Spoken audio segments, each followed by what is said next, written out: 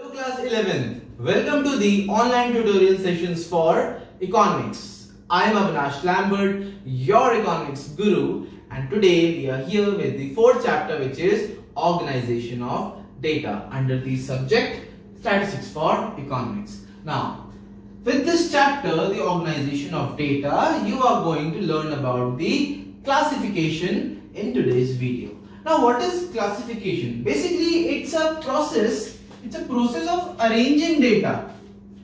It's a process of arranging data into sequence in an order, either ascending or descending orders, or into groups, or according to their common characteristics, or we can also categorize or classify them according to their common characteristics, or we can separate them into different but related parts. We can differentiate them but in a similar or related part.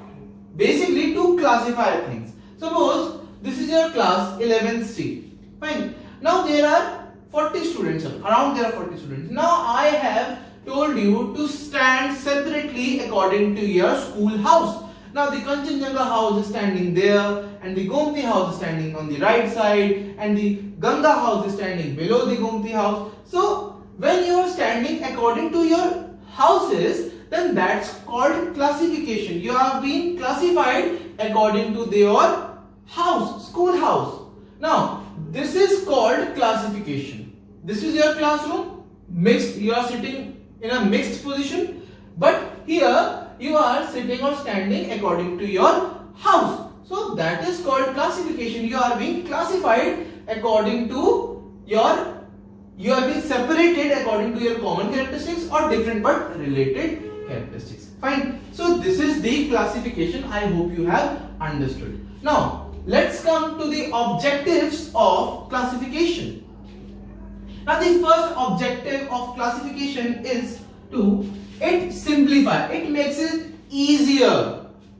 It makes it easier. What it makes easier? The raw data, the data or the mass data. Mass data means lots of data into a suitable statistical analysis.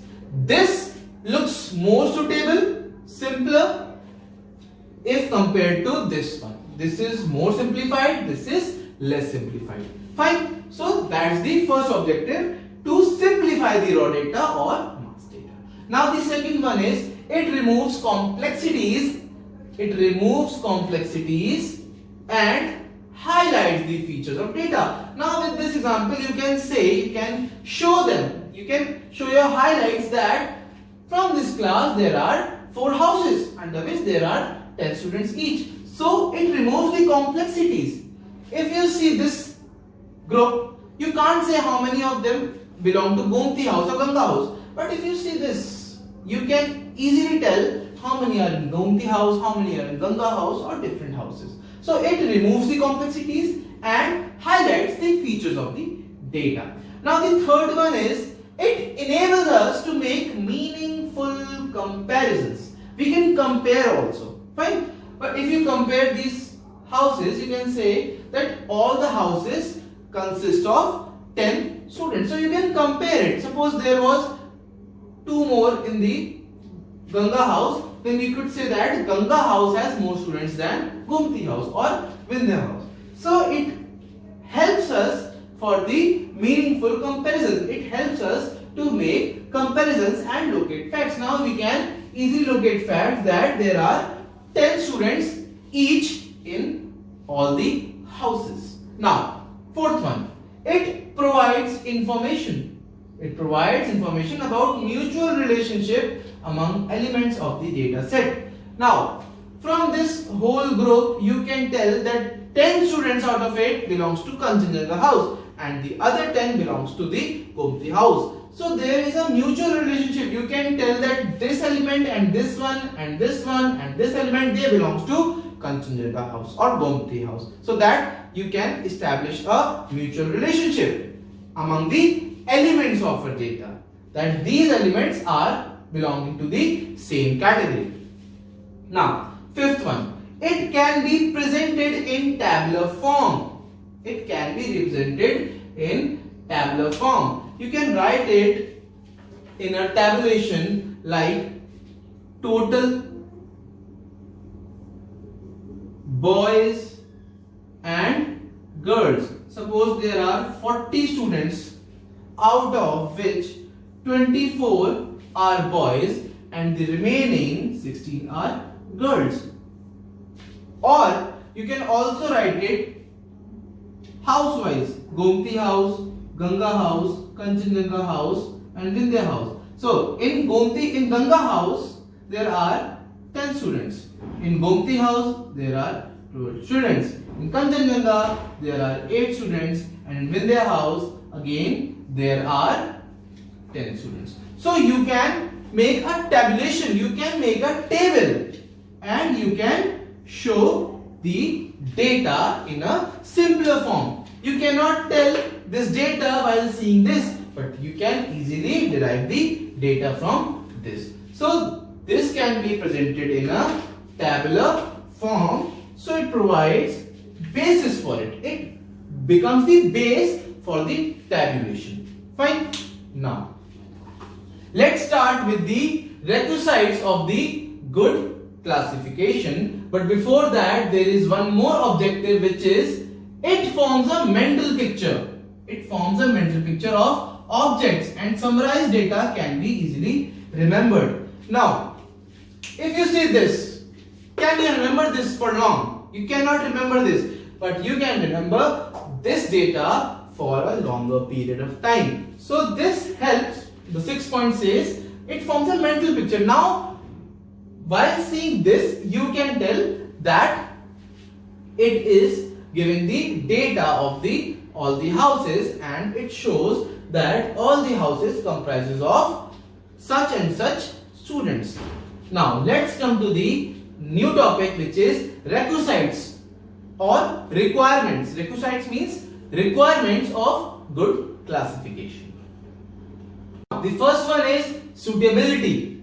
Most of a good classification sticks to the objective. Now, the suitability is it should confirm its objective. The objective should remain the same. It should be suitable for the objective. Fine. Our objective should be fulfilled with this type of classification. Suppose I have classified the students according to the houses, but I wanted the classification according to the number of boys and number of girls. So is this classification suitable for my inquiry? No, it's not required for that. I needed the classification of this whole class according to boys and girls. So the objective should be fulfilled. If I needed the classification according to the number of students in the houses, then this classification was suitable because it was fulfilling the objective. Now the second one is unambiguous. Now unambiguous. Ambiguous means confusing. Ambiguous thing means confusing thing. Now unambiguous means it should not be confusing. So the classification must not be confusing. It must be in a way that it gives us the clear picture. It must not be confusing. Now the next one is exhaustiveness. Exhaustiveness means complete. Like I teach you an exhaustive course, means I teach you each and everything. So exhaustiveness means the classification must be completed.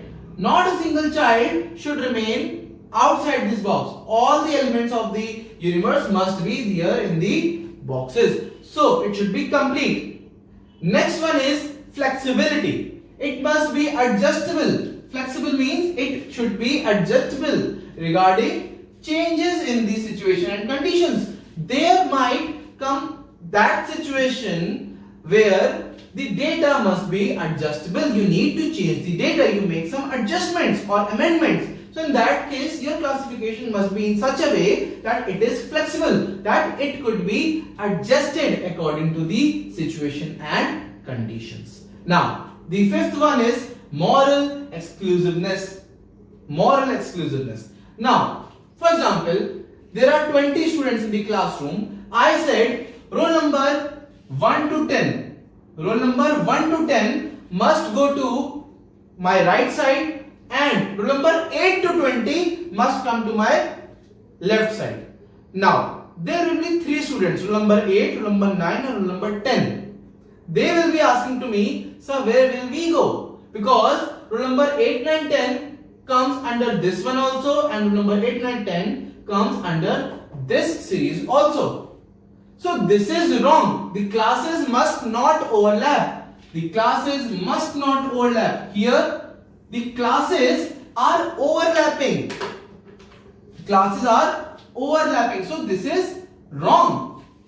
The classes should be like this.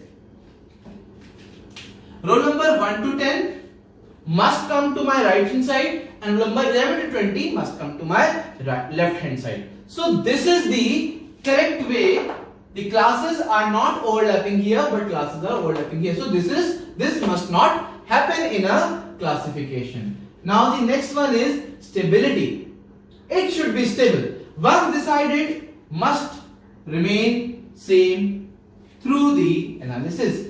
If you have decided, if you have completed the classification, it must remain same. It should not be changed. There must not be any changes in it. So it should be stable. Once decided, must remain the same throughout the whole analysis. Now the last one is homogeneity. Means all units, all the elements belong to a group must have similar characteristics. Suppose I have taken the elements from this and I have put down inside this box. Now in this box all the students are of a similar house, that is Kanchenjunga house. Fine. They are in the similar house. Fine. So they are exhibiting these similar characteristics. They belong to a group which have same characteristics. So it should be homogeneous. The units, the elements must be homogeneous. So students, I hope you have understood today's topic. Students, I want you all to take a screenshot of it so that you can complete them in your notes by today only, so that we can move further in the next video. So students, stay home, stay safe, and see you soon.